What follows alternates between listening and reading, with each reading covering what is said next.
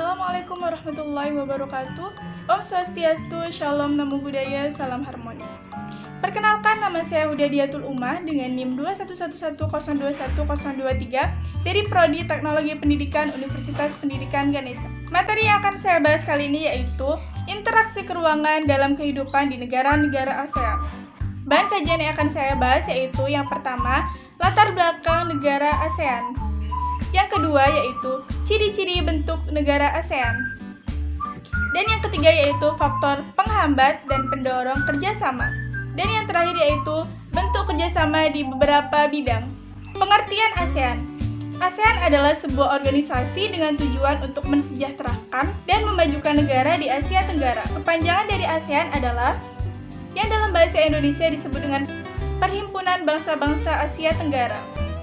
Letak astronomis dan geografis dari negara ASEAN yaitu letak astronomisnya 28 derajat lintang utara sampai 11 derajat lintang selatan dan 93 derajat bujur timur sampai 141 derajat bujur timur.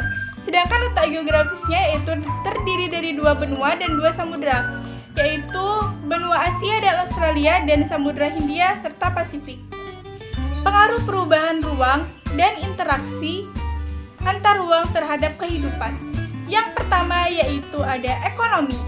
Ekonomi ini membentuk pasar tunggal yang disebut masyarakat ekonomi ASEAN.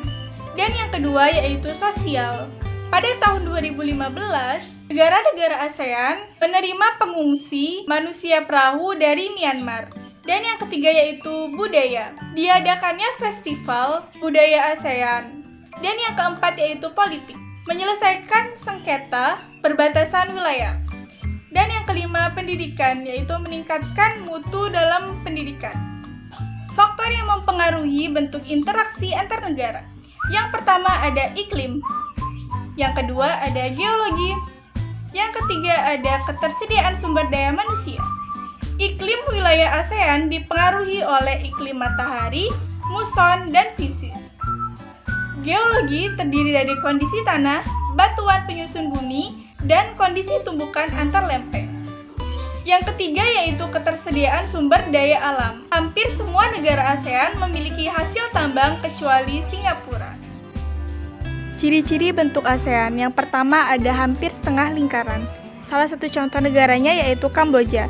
Yang kedua, kepulauan yang terpisah. Contohnya yaitu negara Indonesia. Yang ketiga, memanjang. Contohnya adalah negara Vietnam.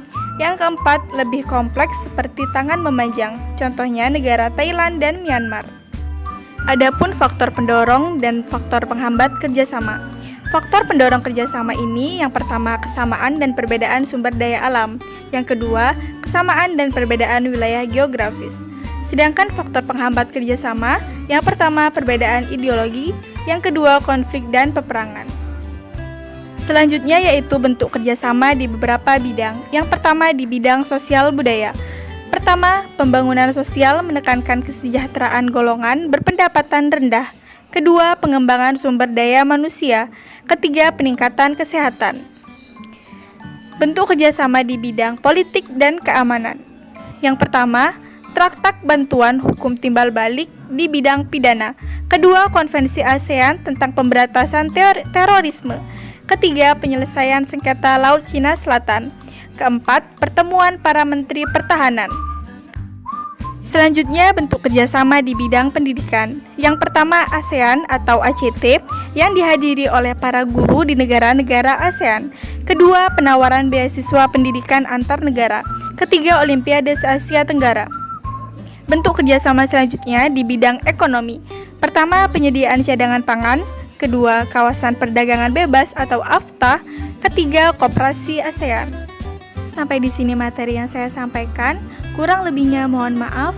Semoga dapat bermanfaat. Sekian, terima kasih. Wassalamualaikum warahmatullahi wabarakatuh. Om Santi Santi Santi Om. Salam harmoni.